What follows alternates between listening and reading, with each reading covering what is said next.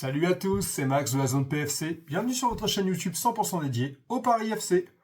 Aujourd'hui, on va parler de la construction de l'équipe type pour la Ligue 1. Quels sont les joueurs déjà en place, les postes à renforcer. On va voir tout ça ensemble dans cette vidéo. Mais avant que la vidéo ne commence, n'hésite pas à t'abonner à la chaîne si tu souhaites en apprendre un peu plus sur l'actualité du Paris FC. Mettre un petit j'aime pour m'encourager. Et surtout, mets-moi en commentaire les joueurs que tu juges indispensables dans cette équipe qu'est le Paris FC. Allez, on y va pour la première partie de cette vidéo. Le schéma que j'ai utilisé pour structurer cette équipe, c'est le 4-2-3-1, et c'est pas un choix que j'ai fait au hasard. Stéphane Gilly l'a beaucoup utilisé en fin de saison, avec succès. Et il y a plusieurs raisons pour lesquelles je pense que c'est une vraie bonne base pour aborder la Ligue 1. Tout d'abord, ce dispositif en défense est très intéressant. Le double pivot devant la charnière centrale permet de protéger la défense, de fermer les espaces entre les lignes, et aussi de bien gérer les transitions. C'est un dispositif idéal contre les équipes techniquement supérieures au Paris FC. Et offensivement, c'est un système qui est vraiment intéressant. Le numéro 10 va pouvoir vraiment s'exprimer librement, il va pouvoir jouer également dans les interlignes, et les ailiers apportent percussion, profondeur, mais aussi de la largeur offensive. Comme le Paris FC qui va devoir être solide en défense, mais également jouer de manière offensive, je pense que c'est le schéma le plus pragmatique et le plus intéressant à adopter. On va voir si Stéphane Gilly poursuit dans cette lancée, on verra bien au début de la saison prochaine. On va pouvoir passer à la partie 2 de cette vidéo. Dans cette deuxième partie de vidéo, on va parler de l'équipe et de sa conception. Dans le visuel que je t'affiche à l'écran, tu peux voir qu'il y a des rectangles bleus, des rectangles rouges, orange et jaune. Alors, à quoi ça correspond? Déjà, dans un premier temps, les rectangles bleus, c'est pour moi les titulaires indiscutables de l'équipe. Les rectangles rouges, c'est la priorité absolue de recrutement pour l'équipe. Le orange, c'est recrutement important. Et jaune, c'est recrutement que l'équipe pourrait faire, qui pourrait être intéressant, mais qui n'est pas primordial. Une fois qu'on a posé ça, on va pouvoir s'intéresser déjà à l'ossature de l'équipe qui est schématisée par les rectangles bleus. Ces joueurs sont pour moi les titulaires indiscutables pour le Paris FC pour la prochaine saison. Le staff va vraiment pouvoir se reposer sur ces joueurs pour lancer la saison du Paris FC en Ligue 1. Alors ces 6 rectangles bleus représentent l'ossature de l'équipe. Pour moi, cette ossature, on part d'abord du gardien, Nkamb Badio, qui a vraiment réalisé une très belle saison avec le Paris FC. Il a réalisé beaucoup d'arrêts, beaucoup de parades et aussi de nombreux clean sheets. En défenseur gauche, Thibaut De Smet, qui a été vraiment le joueur fiable et régulier cette saison. Mustapha Mbo en défenseur central,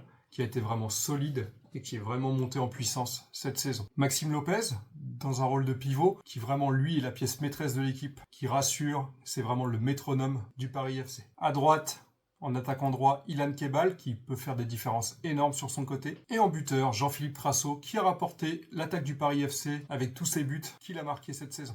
Donc là, on a vu l'ossature de l'équipe avec les rectangles bleus, mais il ne faut pas oublier certains joueurs qui peuvent être très importants pour le Paris FC pour la saison à venir. Ce sont des joueurs qui rentreront dans la rotation et qui pourront apporter énormément en sortie de banc. On aura besoin justement de joueurs de quand même bonne qualité en sortie de banc pour avoir une profondeur d'effectif suffisante pour faire toute la saison en Ligue 1. Je pense notamment à Adama Kamara qui apportera énormément en sortie de banc, mais je pense que pour être compétitif en Ligue 1, il faut à tout prix recruter un milieu de terrain qui soit de meilleure qualité. Et des joueurs comme Chergui, par exemple, en défense, pourra vraiment aider. On va pouvoir passer à la prochaine partie de cette vidéo et on va voir ensemble les priorités au mercato.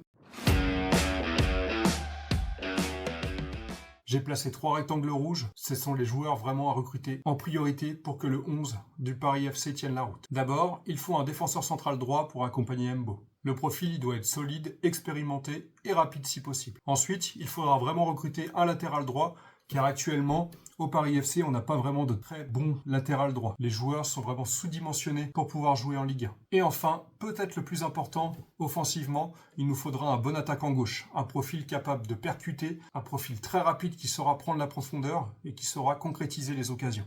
À ces 3 urgences que j'ai notées en rouge, s'ajoute un besoin important qui est schématisé par un rectangle orange. On aurait besoin d'un milieu défensif qui serait très bon pour épauler Maxime Lopez. De préférence, un milieu défensif physique qui pourrait vraiment avoir un énorme impact défensif et gratter un maximum de ballons. Enfin, dans le rectangle jaune, sur le schéma, j'ai mis Mathieu Cafaro. Mathieu Cafaro a déjà joué numéro 10, mais je pense que si le Paris FC veut viser plus haut, il faut qu'il recrute un réel numéro 10 de métier qui pourra faire de très grandes différences en attaque. Veut plus de qualité, il devra vraiment se pencher sur un numéro 10 efficace, technique, avec une belle qualité de passe. Donc ce qu'on a pu voir dans cette vidéo, c'est que l'effectif n'est pas à reconstruire de zéro. Il y a déjà une belle base solide avec des bons joueurs, des joueurs de qualité, ce qui est une très bonne nouvelle. Mais le Paris FC devra recruter 4 à 5 recrues majeures pour pouvoir être compétitive en Ligue 1. Si on veut espérer se maintenir et viser même mieux, il faut vraiment que le Paris FC soit actif sur le marché des transferts cet été. Voilà pour cette première analyse de l'effectif du Paris FC pour la saison prochaine.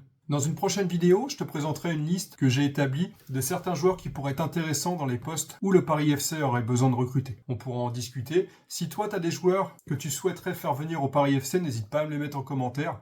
Quel joueur t'intéresserait pour le projet et quel joueur pourrait être intéressant pour que le club performe en Ligue 1. Voilà, c'était tout pour cette vidéo. Si le contenu te plaît et que tu souhaites en apprendre plus sur le Paris FC, n'hésite pas à t'abonner à la chaîne.